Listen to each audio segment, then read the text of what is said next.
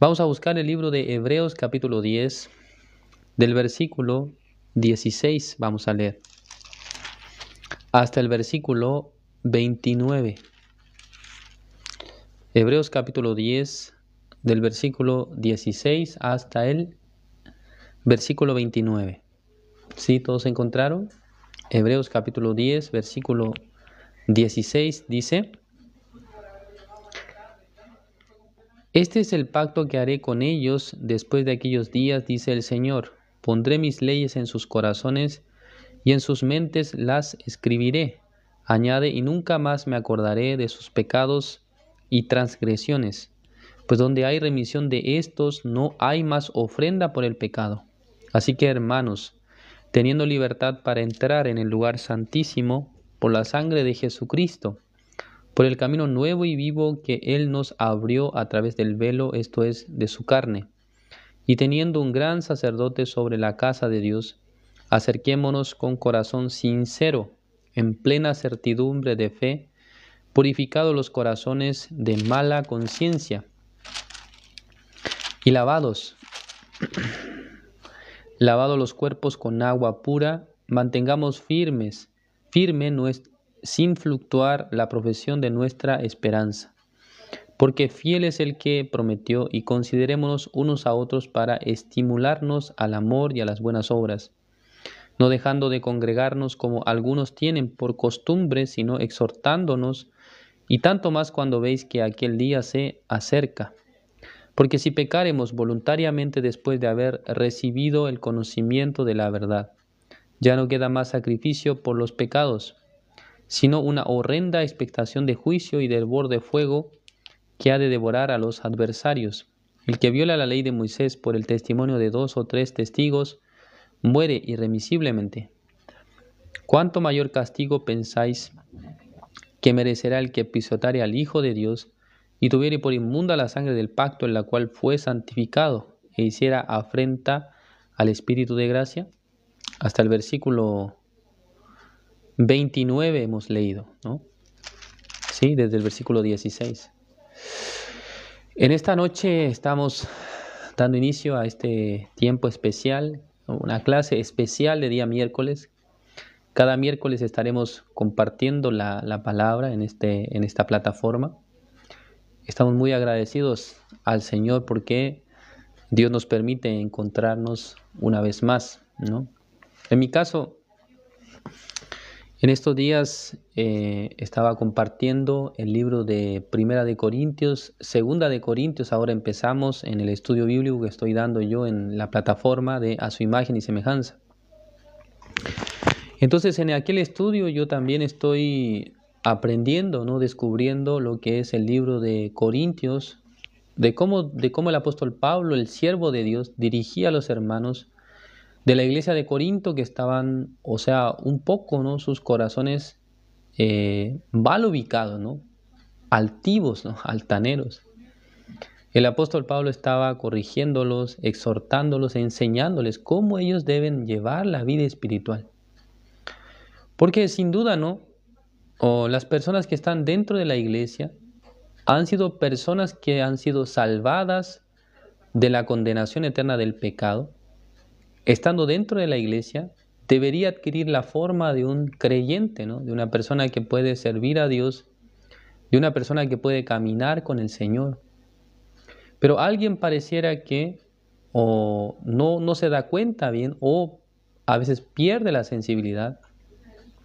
Entonces quiere llevar una vida como si no fuera creyente, ¿no? Una persona que vive solamente para los deseos de la carne. Entonces el apóstol Pablo quería también enseñar a los hermanos sobre la vida espiritual. No solamente ustedes conformándose con recibir la salvación, sino que ustedes vivan la vida en la que puedan ser herramientas utilizadas por Dios. Y así el apóstol Pablo les había exhortado en 16 capítulos, ¿no? En 16 capítulos está plasmado el corazón de Dios que el apóstol Pablo quería transmitir a los corintios. El día de hoy estamos compartiendo el libro de Hebreos, que es una carta que tal vez en algunos En algunas partes pareciera que es una de autoría del apóstol Pablo, pero según los eruditos de la Biblia, los estudiosos de la Biblia, no existe un autor que ha, o sea, un autor determinado para el libro de Hebreos, por eso se considera un libro con escritor anónimo. Lo que sí podemos evidenciar es que el libro de Hebreos ha sido un libro escrito para explicarnos de manera detallada cuál ha sido el proceso de cómo Dios ha hecho que el ser humano obtenga la santidad o obtenga la salvación, obtenga el perdón de los pecados. Aunque no conocemos el autor, pero sí sabemos la intención del autor. El autor quiere transmitir a los lectores del libro de Hebreos cuál es la manera, o sea, cuál ha sido la forma en la que Dios preparó una salvación, una redención tan precisa para que ningún pecado quedara en el corazón de los seres humanos. Entonces acá en el versículo 16 parte hablando acerca del pacto, ¿no? O nuevo pacto. Este es el pacto que haré con ellos después de aquellos días. Entre Dios y el hombre, ya en la Biblia aparecen diferentes promesas, diferentes acuerdos, diferentes contratos. Pero el contrato del Antiguo Testamento más notorio fue el contrato que ha firmado la nación de Israel, dicho pueblo escogido de Dios, con Dios cuando en el monte Sinaí, Moisés, ¿no? El hombre de Dios, el siervo de Dios, ha hecho firmar el pacto de la ley con Dios, en el cual ellos se han comprometido. Nosotros vamos a cumplir los mandamientos de Dios, vamos a cumplir la ley. Cumpliendo la ley, usted nos bendecirá. Esto era el corazón de los israelitas, ¿no? Cualquier cosa que Dios nos pida, nosotros cumpliremos. Pero el caso contrario era que si ustedes no cumplen, toda la maldición de la ley caerá sobre ustedes. Es lo que ocurrió, ¿no? Finalmente es lo que ocurre en la vida de los israelitas.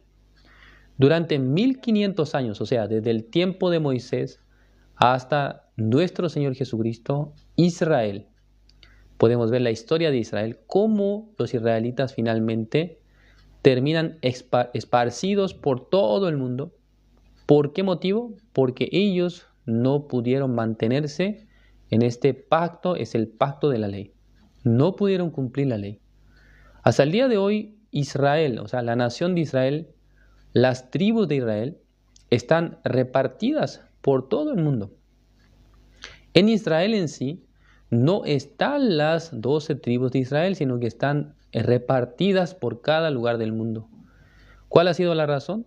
Ellos no han cumplido los mandamientos de Dios, han faltado al pacto con Dios. Por lo tanto, si vemos un antecedente histórico en el que durante 1500 años Dios probó la capacidad de Israel, Dios mostró que los israelitas no podían cumplir la ley, entonces Dios tenía que preparar un nuevo método, un nuevo sistema, una nueva manera de acercarse a los hombres. Esto es el fundamento de levantar un nuevo pacto, ¿no? Entonces en este nuevo pacto, ya Dios no quiere exigir algo de nosotros.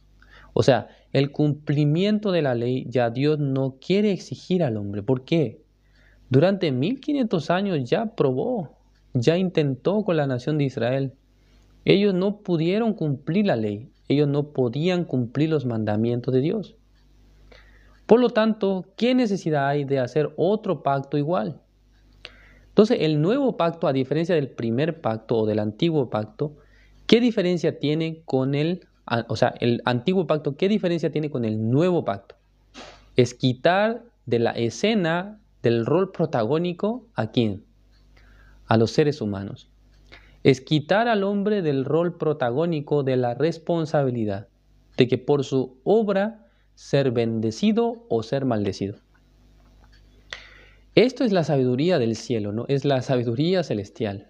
Darse cuenta que por más que yo reduzco la cantidad de mandamientos a los hombres, ¿no? Es decir, que en vez de darle 600 mandamientos voy a darle 300, o en vez de 300 voy a darle solamente 200.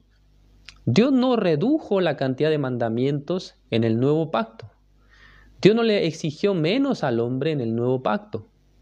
¿Qué es lo que ha hecho Dios en el nuevo pacto? Es sacar del rol protagónico a los hombres. ¿No es así? Ya no considerar al hombre y su obra, sino que el mismo Dios decide en su corazón olvidarse, no acordarse más de los pecados de los seres humanos. Y esto es algo grandioso, el nuevo pacto es una promesa, un acuerdo, un contrato totalmente diferente al primer contrato que Dios había hecho con la nación de Israel. Además, otro antecedente importante es que este nuevo pacto no solamente incluye a Israel, sino que también este nuevo pacto es válido para la humanidad. Para todos los seres humanos está puesto este nuevo pacto. Versículo 17 dice, añade, y nunca más me acordaré de sus pecados y transgresiones. Ya, yo les pregunto a ustedes, hermanos, o los que están escuchando esta transmisión en vivo, ¿ustedes recuerdan sus pecados? ¿Ustedes se acuerdan de lo que habían hecho hace un año, hace 2 años, hace 10 años? ¿Alguno lo que hizo hace 20 años? ¿Pueden recordarlo, no? Alguien dice que no.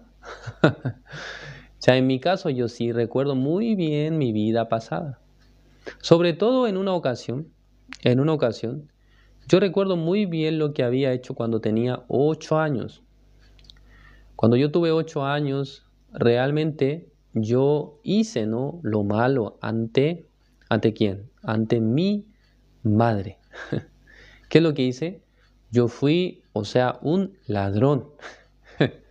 Un ladrón porque cuando tenía 8 años tenía el deseo de comprarme un álbum para colocar láminas, ¿no?, de una serie muy famosa de esa época. Un día le pedí a mi mamá, mamá, por favor, cómpreme un álbum para que yo pueda realmente coleccionar. Todos mis amigos de la escuela tienen el álbum, pero yo no. Mi mamá, con voz muy dura, no, no me dijo, no voy a comprarte nada.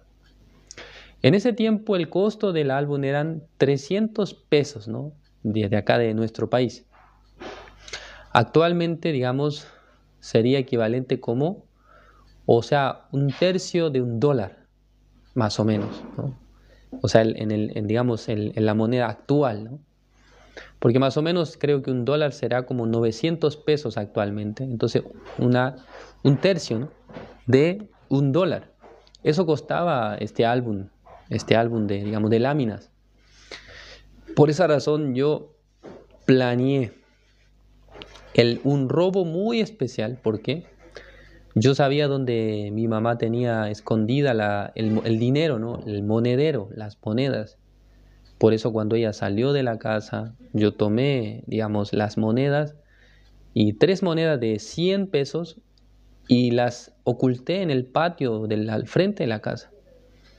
Y luego cuando mi madre llegó, yo me metí adentro de la casa y yo le dije a mi madre, ¿no?, oh, mamá, ahora es cuando yo quiero salir un momento afuera. ¿Para qué quieres salir, hijo? Quiero salir a ver las plantas, a regar, en fin, ¿no? Un niño de 8 años estaba hablando de esa manera. En ese momento me fui al lugar donde supuestamente había escondido las monedas, pero ¿qué les parece? No podía encontrarlas. ¿Por qué? Me olvidé dónde enterré las monedas. Empecé a buscar, de repente di con las monedas. Y entré muy contento a la casa, con un grito fuerte, ¿no? ¡Mamá! ¿Ocurrió algo? ¿Qué pasó? Me encontré 300 pesos, justo lo que necesito para comprarme mi álbum.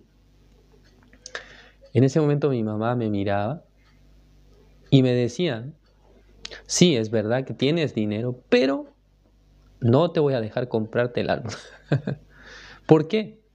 Porque no solamente era comprar el álbum, sino que luego tenía que cada vez comprar las láminas para poder completar el álbum. ¿No es así? Esta historia, ¿saben qué? Yo he recordado durante años, cuando yo tenía 8 años, ahora ya casi voy a cumplir 35 años, ¿no? Ya pasaron 27 años, ¿no? Más o menos, pasó bastante tiempo. Pero en el año 2016, cuando mi padre falleció, me tocó hablar en el velorio de él. Y yo conté esta historia, ¿no? Entonces, cuando yo conté esta historia, mi madre que estaba, o sea, en ese lugar también, no, ella no podía acordarse de ese momento. Pero en mi mente estaba fresco, como si fuese que hubiese pasado ayer. Hace poco tiempo pareciera que hubiese ocurrido este hecho, porque quedó grabado en mi corazón, ¿no? Todo lo que yo hice, pecado y maldad, robar y mentir a mi madre cuando era un niño. Entonces hasta hoy yo lo recuerdo. Hoy yo, como dije antes, ya voy a cumplir casi 35 años. Me quedan pocos días para cumplir 35 años, ¿no? Entonces, digamos que lo recuerdo hasta hoy. Pero lo que me da mucha alegría y gozo en mi corazón es que acá en el versículo 17 dice, y nunca más me acordaré de sus pecados y transgresiones. Entonces, esto es algo realmente increíble, ¿no? Porque nosotros, siendo seres humanos que tenemos una capacidad mental, o sea, un procesador, ¿no?, en nuestro cerebro, una memoria que puede recordar las cosas que ocurrieron hace algunos años. ¿Qué les parece? Dios, que tiene un poder muy superior a lo nuestro, o sea, por sobre nuestra capacidad mental, por nuestra sabiduría e inteligencia, ¿cómo Él, siendo Dios, no se acuerda? Entonces, alguien, si se pone a cuestionar aquello, pensará, pero ¿cómo un Dios santo, un Dios eterno, omnipresente, omnipotente, cómo podrá olvidarse? Si se pone a cuestionar de esa manera, entonces estaríamos toda la noche pensando en ello. Pero la Biblia dice que Él no se acuerda, ¿no? Entonces, por la fe, podemos creer, yo sí me acuerdo, pero ¿cómo Dios no se acuerda? Esto es algo inaudito para mí, es algo que no puedo comprender. ¿Cómo yo me acuerdo de mis pecados? Pero ¿cómo Dios, que es el Dios todopoderoso, no se acordaría? Él nos promete acá en la palabra de Dios que no se acuerda. Entonces, ¿qué es lo que queda por hacer de parte de nosotros? Creer nada más, ¿no? Si ustedes cuestionaran esta palabra, entonces su mente girará 1000 veces, 10,000 veces. ¿Cómo Él no se va a acordar? Si yo a cada momento me acuerdo, a cada momento recuerdo lo que hice, a cada momento recuerdo lo malo que hice, aunque pasan 10 años, aunque pasan 20 años, 30 años, no pueden olvidarse. Entonces, lo único que resta es aceptar tal cual lo que está escrito. No hay otra manera, ¿no? Debe aceptarlo tal cual como es. Esto es realmente la fe, ¿no? Debe creer tal cual lo que está escrito. No hay más. ¿Sí? ¿Me comprenden? El versículo 18, pues donde hay remisión de estos, no hay más ofrenda por el pecado. Acá un antecedente que nos hace entender. Para nuestros pecados había que pagar. Había que dar una ofrenda. Pero esta ofrenda, ¿por quién ha sido dada? Por Cristo Jesús, por nuestro Señor Jesucristo. Esta ofrenda ha sido dada por Cristo. Porque en el versículo 10 del mismo capítulo dice, el versículo 10, en esa voluntad somos santificados mediante la ofrenda del cuerpo de Jesucristo, hecha una vez para siempre. O sea, en realidad el antecedente histórico de cómo es que el pecado ha sido perdonado es la ofrenda del cuerpo de Jesucristo.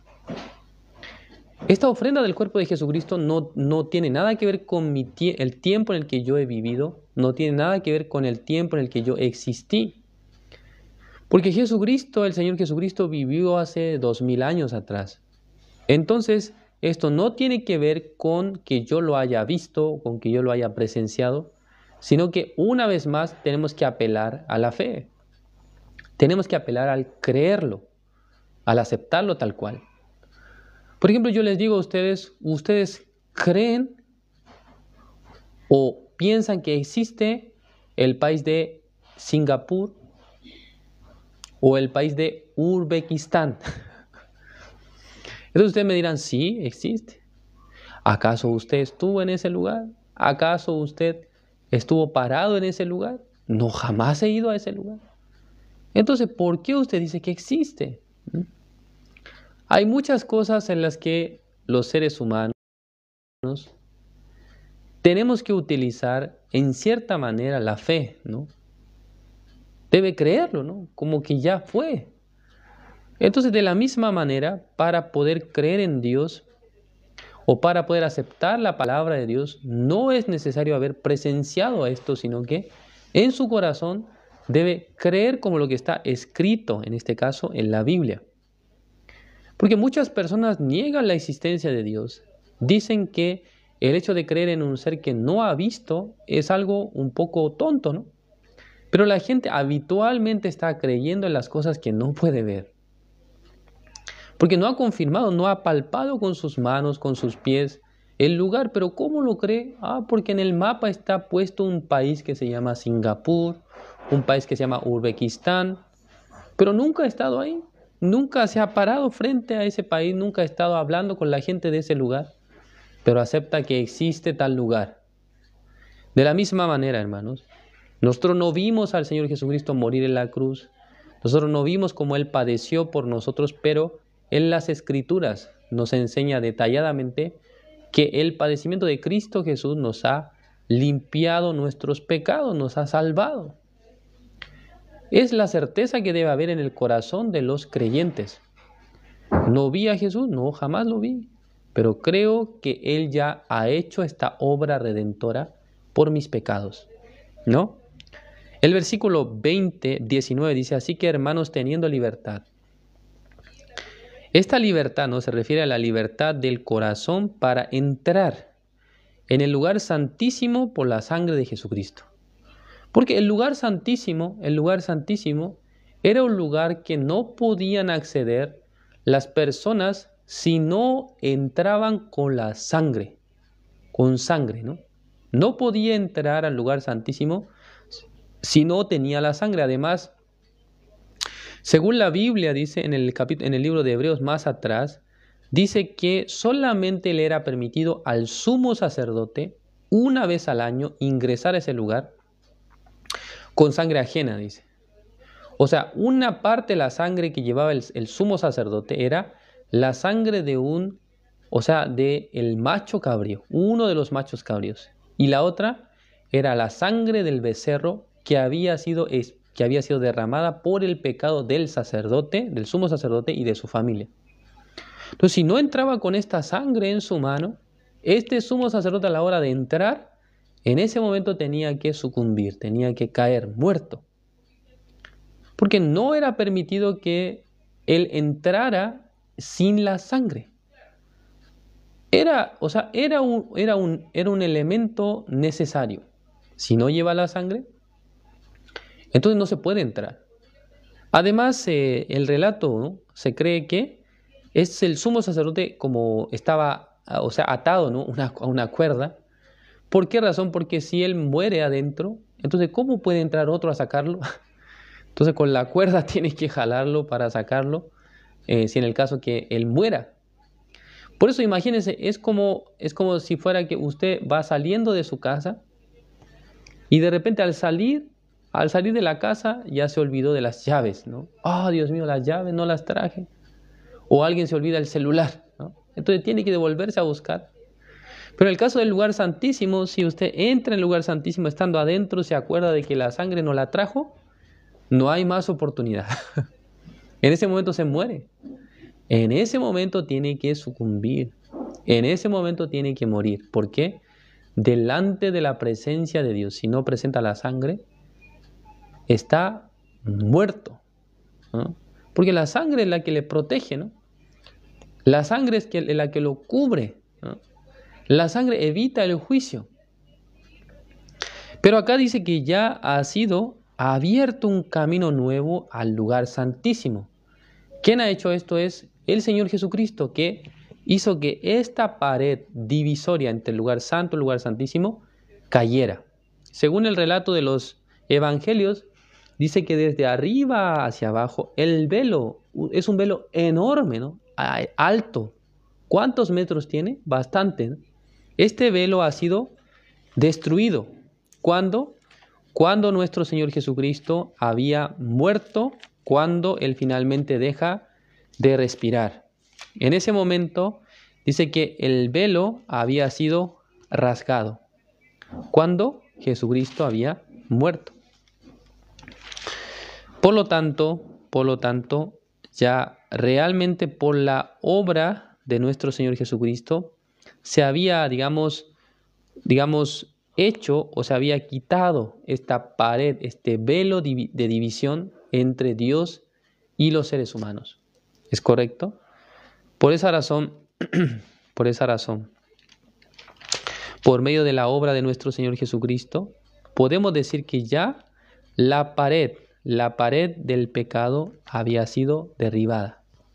Ya está el acceso libre para entrar delante de la presencia de Dios. Esto era algo imposible para las personas de la antigüedad. No podían hacerlo. Es imposible. Jamás puedo entrar si no llevo la sangre. Pero esta palabra, el libro de Hebreos capítulo 10, 20, por el camino nuevo y vivo que Él nos abrió a través del velo, esto es de su carne, ¿no? Teniendo un gran sacerdote sobre la casa de Dios, acerquémonos con corazón sincero en plena certidumbre de fe. Acerquémonos, dice. Acerquémonos con corazón sincero, en plena certidumbre de fe, purificados los corazones de mala conciencia y lavados los cuerpos con agua pura. Ya hemos sido lavados, hemos sido limpios, hemos sido purificados. Los cuerpos con agua pura. Mantengamos firme, dice, sin fluctuar, la profesión de nuestra esperanza, porque fiel es el que prometió. Y consideremos unos a otros para estimularnos al amor y a las buenas obras, no dejando de congregarnos como algunos tienen por costumbre, sino exhortándonos, y tanto más cuando veis que aquel día se acerca. ¿No es así? Ya cuando vemos que aquel día se acerca, ¿qué día está hablando acá? Es el día de la venida de nuestro Señor Jesucristo. Este tipo de relatos a mí me impactan en gran manera. ¿Por qué? Porque este relato, el libro de Hebreos, está escrito no más de 100 años después de Cristo, ¿no? Pero en esa época el autor de Hebreos decía que ¿cuánto veis que aquel día se acerca? O sea, en el corazón del autor del libro de Hebreos pareciera que la venida de Jesús está a la vuelta de la esquina, ¿no? Pero ¿cuánto tiempo ha pasado de aquella época? Casi 2000 años han pasado, ¿no? Jesucristo no ha venido. Pero él estaba diciendo que no deje de congregarse en esa época, ¿no? En esa época, como algunos tienen por costumbre, sino exhortándonos, y tanto más cuando veis que aquel día se acerca. Ya congregarnos, ¿a qué tipo de personas se refiere? Está hablando de los justos, ¿no?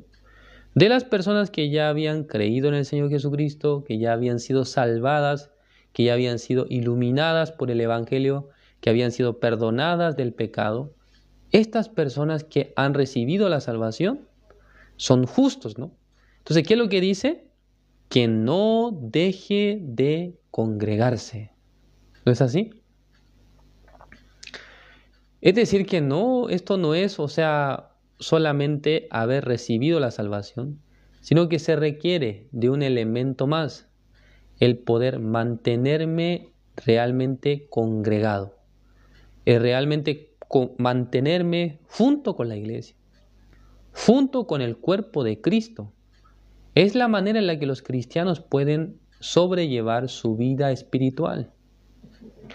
Ustedes, hermanos, los que están escuchando en esta noche, los que son ya hermanos salvos, deben saber que no solamente el hecho de recibir la salvación nos garantiza una vida espiritual, efectiva, sino que debe también tener la costumbre de congregarse, ¿no? De participar del servicio, participar de la reunión. Hoy en día, o sea, dos tipos de mundo están conviviendo claramente. Uno es el mundo presencial, ¿no? El mundo, como digamos, la costumbre antigua, el mundo presencial. Pero también hoy en día estamos muy cerca con el mundo virtual. O sea que las personas no solamente escuchan la palabra, escuchan la enseñanza de manera presencial, sino también de manera virtual. También hay esta instancia, ¿no? Como lo que estamos teniendo en este momento, la reunión virtual. ¿No es así? Entonces, alguno puede pensar así, ¿no? Ah, pastor, ¿para qué tengo que irme hasta la iglesia, ¿no? ¿Por qué tengo que llegar hasta la iglesia de manera presencial? Yo lo puedo ver por la pantalla a cada momento. Puedo escucharlo, tengo buen internet en mi casa, casi tengo 600 megabytes de velocidad. En la casa se ve mejor, hasta usted se ve mejor, se ve hasta más joven que en presencia. En alguna ocasión yo estaba investigando los filtros de TikTok. Un día me di cuenta que en TikTok uno se puede maquillar. Oh, hermanos, ¿ustedes saben eso? En TikTok usted puede maquillarse, ¿no? A las hermanas, mujeres, alguien quiere pintarse los ojos, entonces puede pintar los ojos. ¿Ah? Puede poner su cara colorada. ¿Ah? Alguien, no sé bien, hasta puede, o sea, las cejas también, hasta puede delinearlas. Los dientes, hasta puede cambiarlos de color. Es muy interesante, ¿no? ¿Qué tipo de tecnología tiene esta plataforma de TikTok que puede embellecernos, ¿no? Embellecernos. ¿Ah? Entonces, digamos que por la pantalla alguien se verá más guapo, ¿ah? Más lindo, ¿no? Pero de manera presencial, el pastor está muy feo, ¿no? Mira, se notan sus patas de gallo. Ya usted sabe lo que son las patas de gallo, ¿no? Esta parte de aquí se forma unas líneas, así. ¿Eh? ¿Sí? Creo que ahora por causa del filtro que hay en TikTok no se ve. Pero en realidad cada momento por la edad una persona se va envejeciendo, ¿no? Se va poniendo líneas en su rostro. Pero por la pantalla no se ven estos defectos, ¿no? Tiene esa digamos, ¿cómo decirlo, no? Ese beneficio. Entonces alguien dice, pastor, yo no quiero verlo de manera presencial, será mejor verlo por la pantalla, se ve mejor. Pero hermanos, de verdad, el congregarnos en la iglesia, el tener la instancia de compartir con los hermanos, de recibir la guía del pastor, de recibir a veces la enseñanza, la exhortación, es necesario, ¿no? Es necesario porque no es lo mismo una comunicación, o sea, ¿cómo decir? Unidireccional en el que yo hablo pero ustedes escuchan, y una en la que realmente puede conversar, puede tener la interacción persona a persona, escuchando también y preguntando, teniendo la comunión. Porque hay algunas cosas que tal vez por medio de la pantalla, por medio de la red de internet no puede preguntar porque son cosas de repente más delicadas, ¿no? Alguna cosa que es difícil para ustedes comentar. Cuando estén frente a la persona será muy fácil para conversar, será muy fácil para exponer. Podrá tener esta confianza. Además, el hecho de tener la relación con la iglesia presencialmente, realmente esto llenará sus corazones, les dará gran fuerza y esperanza, ¿no?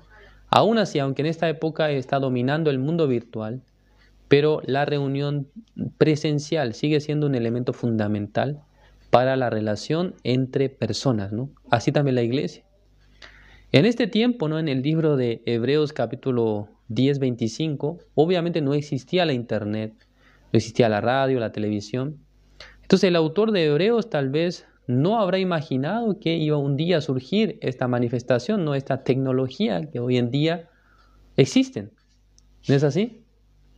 Entonces alguien puede decir, pero él no sabía que existía el mundo virtual, que un día iba a aparecer una persona a través de una pantalla ver el rostro de otra persona. Pero más allá de eso, más allá de, la falta de tecnología de aquella época, en este tiempo nosotros siempre recomendamos a los hermanos, los que no puedan participar de manera presencial por la distancia, por lo menos intentar procurar dos cosas. Yo les digo así a los hermanos, ¿no? La primera, por lo menos intente una vez en el mes venir a la iglesia, congregarse, escuchar la palabra, aprovechar de tener la relación, la comunión. Y segundo, ¿qué es lo segundo? Que ore al Señor para que en el lugar donde Él vive, que está apartado 10 horas, 5 horas, 6 horas, 3 horas, en fin, que pueda levantarse la iglesia, que pueda surgir la manifestación de Dios para que en ese lugar también la iglesia pueda ser establecida. ¿Es así? Para que pueda ser establecida la iglesia. Esto debe ser dos temas importantes. La primera, orar al Señor para que por lo menos Dios me permita una vez al mes viajar a la iglesia y poder escuchar la palabra. Y la segunda, un día si la iglesia fuera establecida sería muy bueno. Ya no digo que solamente una vez al mes escuchen la palabra y se conecten, sino que el tiempo que no puede venir tiene que mantener la relación por lo menos a la distancia, ¿no? Virtualmente. Pero a través de la relación virtual, ya escuchando la palabra, esperando, ¿no?, el tiempo, llegando una vez al mes a la iglesia de manera presencial, escuchando. ¿Hasta cuándo? Hasta que un día Dios establezca la iglesia. En el caso de nuestra misión, por ejemplo, en Corea del Sur, yo escuché un rumor, no rumor, sino que por los pastores que nos cuentan, dice que en Corea del Sur no hay ciudad sin iglesia. O sea, que cualquier parte que usted vaya, está la iglesia. Entonces, alguien por la distancia nunca se puede quedar sin congregar, porque en cada lugar encuentra la iglesia. Esa realidad que está en Corea del Sur, de nuestra misión, ¿no? Creo que si se repetiría en cada país, en cada lugar, entonces los hermanos, primero, no tendrían ni una excusa para faltar al servicio, para faltar a la reunión. Y segundo, sería de gran ayuda, porque a cada lugar que sea trasladado, que vaya, podría encontrar la iglesia donde pueda congregarse, donde pueda escuchar la palabra. Sería de mucha bendición, ¿no? Entonces, con esta dirección nosotros también podemos orar a Dios. Señor, permítanos la iglesia en el sector donde yo vivo. Si Dios envía al ministro, si envía al evangelista o al pastor para que comparta la palabra en este lugar, sería muy bueno para mi vida. Alguien puede pensar así, ¿no? Si me comprende lo que digo. Bueno, finalmente vamos a compartir la última parte de este estudio, porque ya hasta el versículo 25 está hablando de personas creyentes, ¿no? De personas salvas, porque está hablando hasta del congregarse, ¿no? Son las personas justas, salvas. Pero de repente en el versículo 26, este relato agarra un giro, no sé cómo decir, de 180 grados, donde ubica a una persona en un lugar que no es el lugar de un creyente renacido. Y aquí en esta palabra realmente muchas personas, me he topado con personas que me preguntan, acá la Biblia dice que si una persona peca, recibirá el juicio de Dios. Ya no habrá más que hacer por él será condenado. Así la gente dice, ¿no? Pero ojo, acá la Biblia es muy interesante porque de habernos estado relatando sobre una persona que ya recibió la salvación, que dice que entró por el camino nuevo, que fue abierto por Jesucristo, además dice que tiene que congregarse en la iglesia, ya es una persona creyente, ¿no? Porque en la Biblia dice que la iglesia es la congregación de los justos, ¿no? Es la congregación de los justos, pero de repente un vuelco inesperado. En el versículo 26 dice, porque si pecaremos voluntariamente, dice, después de haber recibido el conocimiento de la verdad. Y aquí un engaño de Satanás para la mente de los lectores. Porque acá la Biblia nos dice después de haber recibido la salvación. ¿Está escrito así? Después de haber sido justificado los pecados, después de haber sido perdonado. No dice eso, sino que dice después de haber recibido el conocimiento de la verdad. El conocimiento de la verdad está explicado muy bien en el capítulo 10. Habiendo recibido este conocimiento de la verdad, ¿de qué verdad? De que Jesucristo nos ha limpiado, que nos ha lavado, que nos ha santificado. Es el conocimiento de la verdad. Pero en el versículo 26 dice que después de haber oído estas palabras, después de haber escuchado todo esto, cuando yo tenga el conocimiento de la verdad, conocimiento de la verdad, es decir, que conoce la verdad, ya la sabe, ya la escuchó. Dice, ya no queda más sacrificio por los pecados. Entonces alguien de manera muy insensata piensa, después de haber creído en el Señor Jesucristo, ahora, si yo peco, entonces recibiré el juicio de Dios. No es así. Alguien piensa, después de haber sido perdonado los pecados, ya si peco, ya seré juzgado.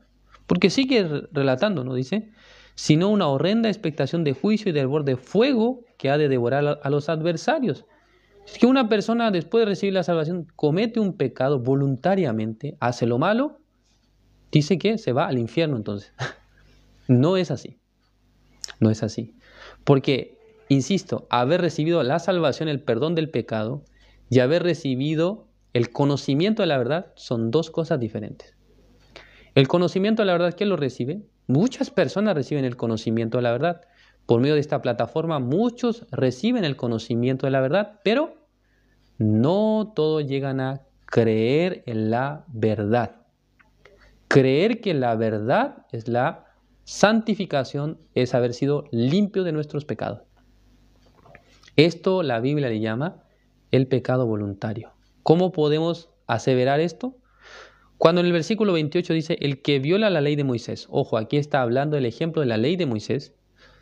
Si hay 2 o 3 testigos, ¿qué pasa con esta persona? Tiene que morir, irremisiblemente. Hay 2 o 3 testigos, no hay más que hacer, ¿no? Esa persona muere, dice. Desde 2 testigos en adelante. Es decir, que si hay un testigo, no muere. Pero si hay 2 o 3, se muere. Porque hay 2 personas que están diciendo que esa persona cometió tal pecado contra los mandamientos. Se muere. Eso es la ley de Moisés. Ojo, la ley de Moisés. Y luego el versículo 29. ¿Cuánto mayor castigo pensáis que merecerá el que pisoteare al Hijo de Dios y tuviere por inmunda la sangre en la cual fue santificado? En la sangre del pacto en la cual fue santificado. Entonces, ¿qué significa esto? ¿Qué dice acá? Dice que el que tuviere por inmunda. ¿Y qué tiene por inmunda? La sangre del pacto, dice, en la cual fue santificado. O sea, fue santificado, pero tiene por inmunda. ¿Eso qué significa? Es verdad que Jesucristo derramó su sangre, es verdad que Jesucristo ya pagó por su pecado, pero Él lo tiene como inmunda. Es decir, que no fue suficiente para limpiar todos sus pecados.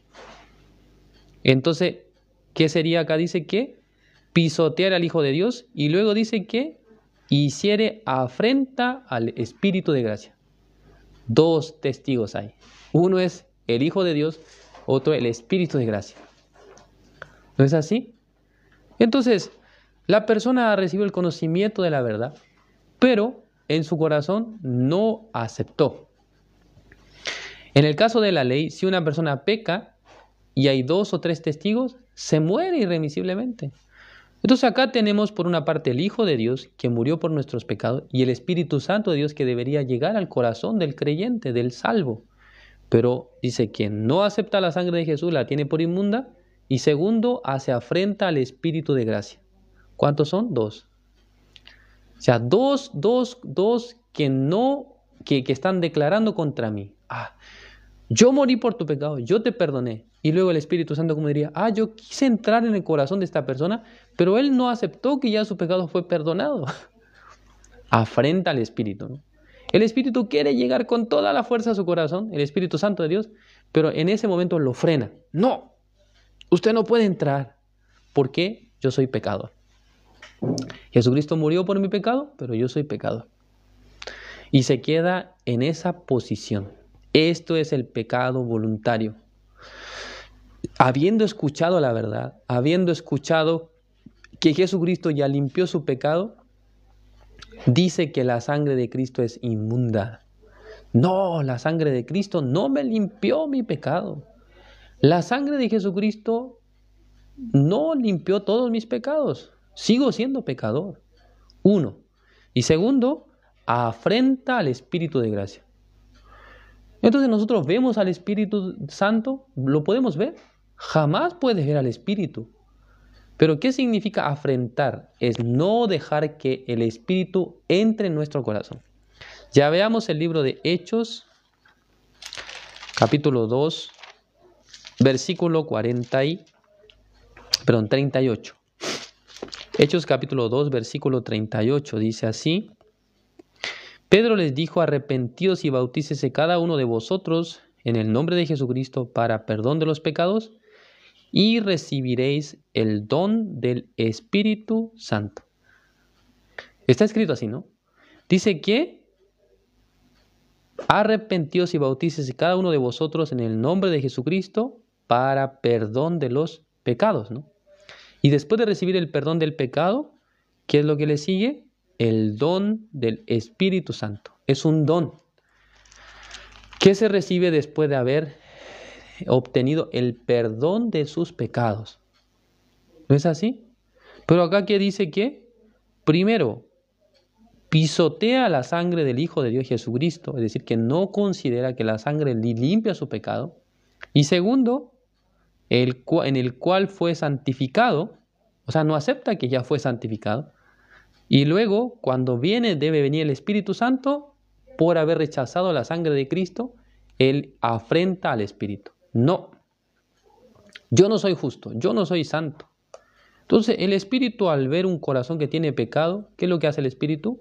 No puede entrar en el corazón de esa persona. ¿Es por falta de méritos? ¿Es por falta de bondad? ¿Es por falta de obras? No, sino es por falta de fe. No cree en la obra de Jesús. Por lo tanto, pecado voluntario equivale a no haber creído en la obra de nuestro Señor Jesucristo. Por eso todas las personas que escuchan el Evangelio son personas que, si no aceptan el Evangelio, si no creen en el Evangelio, se convierten en personas que pecan voluntariamente. Repito, una persona que escuchó el Evangelio, si no lo cree, esta persona se convierte en uno que peca voluntariamente. Peca voluntariamente. ¿Qué dice acá? Dice que no queda más sacrificio por los pecados. ¿Por qué va a quedar más sacrificio si no hay más que hacer? Ya está todo hecho. Ya Jesucristo ya hizo el sacrificio que tenía que pagar por nuestros pecados. Pero esta persona, por no creer, ya que dice acá, no queda más sacrificio por los pecados. No queda más sacrificio por los pecados. Esto es el pecado voluntario. Ustedes, hermanos y oyentes de esta transmisión, ¿ustedes son personas que pecan voluntariamente? Alguien me decía, pastor, yo a veces cometo errores y pecados. No estoy hablando de eso. Ustedes escucharon el Evangelio y todavía están creyendo que son pecadores. Todavía están pensando, yo soy pecador. Yo tengo pecado. Todavía Jesucristo no me limpió. Tengo que hacer algo más. Si ustedes piensan así, hoy tienen que arrepentirse de este pensamiento. ¿Jesús acaso no limpió mi pecado? Sí, todos sus pecados los limpió. Todos sus pecados ya los quitó. Pero si ustedes siguen pensando que son pecadores, entonces ustedes son los que pecan voluntariamente. ¿Entienden? ¿Entienden lo que digo? Por eso, contra dos cosas, las personas que no aceptan la obra del Señor están renegando. Uno es la sangre de Jesucristo Y segundo, el Espíritu de gracia. Dos cosas, ¿no? Son suficientes. Cuando vaya delante de Dios, Dios va a tener dos testigos. Uno es la sangre del Señor Jesucristo, otro es el Espíritu de gracia. Estos dos testigos van a testificar contra esta persona. Usted no creyó en Jesús, tampoco aceptó la sangre de Jesús, tampoco aceptó el Espíritu Santo de Dios, usted es pecador. ¿Dónde tiene que entrar esta persona? A la condenación eterna. No sean tales personas, por favor, no sean tales personas. Sean creyentes y no incrédulos. Sean creyentes y no incrédulos. Esto es la vida bendita. Gracias por su atención. Vamos a orar para terminar. Dios Padre, Señor, le agradecemos. En esta noche nos ha permitido su palabra. Nosotros hemos oído el Evangelio perfectamente. Nos ha dado usted la oportunidad de escuchar el Santo Evangelio. En nosotros, Señor, estaba el momento para realmente creer en esta salvación, en la sangre de Jesús que ha limpiado, nos ha purificado completamente nuestros pecados. De esa manera el Espíritu Santo un día llegó a nuestro corazón.